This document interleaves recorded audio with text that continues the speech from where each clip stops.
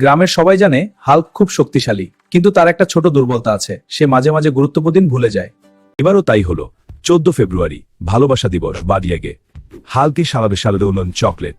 কিন্তু হাল্ক সারাদিন কাজ নিয়ে এত ব্যস্ত ছিল যে সে তার বউকে কোনো ফুল না, কোনো গিফট না, কিছুই না। কি হয়েছে? তুমি এত চুপ কেন?